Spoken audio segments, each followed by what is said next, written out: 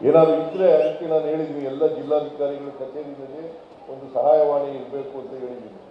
ಸಹಾಯವಾಣಿಗಳು ಮಾಡಬೇಕು ಅಂತ ಮಾಡಿದ್ದೀರಲ್ಲ, ಸಹಾಯವಾಣಿ ಮಾಡಬೇಕು ಅಂತ.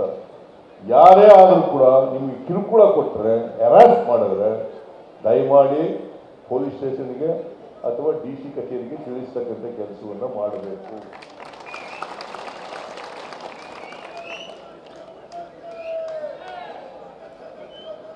ಯಾರು ಕೂಡ ಆತ್ಮಹತ್ಯೆ ಮಾಡ್ಕೋಬಾರ್ದು.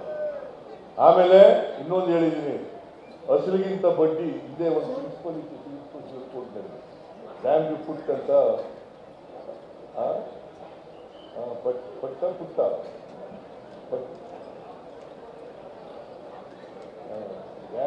ಅಂದ್ರೆ ಅಸಲಿಗಿಂತ ಬಡ್ಡಿ ಜಾಸ್ತಿ ಆಗಬಾರ್ದು. ಎಷ್ಟು ಅಸಲು ಕೊಟ್ಟಿದ್ದಾರೆ, 500 ರೂಪಾಯಿ ಸಾಲ ತಗೊಂಡಿದ್ದಾರೆ, 500 ರೂಪಾಯಿಗಿಂತ ಬಡ್ಡಿ ಜಾಸ್ತಿ ಆಗಬಾರ್ದು. ಈಗ 500 ಒಂದಾಗಬಾರ್ದು.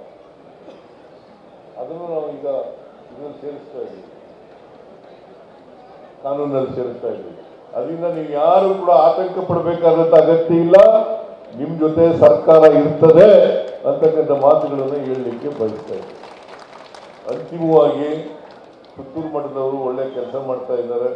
ದೇಶಿಕೇಂದ್ರ ಮಹಾಸ್ವಾಮಿಗಳು ಅದನ್ನು ಮುಂದುವರಿಸ್ತಕ್ಕಂಥ, ಇನ್ನೂ ನಿಮಗೆ ಬಹಳ ದೂರದೃಷ್ಟಿ ಇದೆ, ಕೆಲಸ ಮಾಡಿ ಅಂತಕ್ಕಂಥ ಮನವಿಯನ್ನು ಮಾಡಿ ನಿಮ್ಮೆಲ್ಲರಿಗೂ ನಮಸ್ಕಾರ ಮಾಡಿ ಈ ಜಾತ್ರಾ ಮಹೋತ್ಸವದ ಶುಭಾಶಯಗಳನ್ನು ಕೋರಿ ನನ್ನ ಮಾತನ್ನು ಮುಗಿಸ್ತೇನೆ. ಜೈ ಹಿಂದ್, ಜೈ ಕರ್ನಾಟಕ.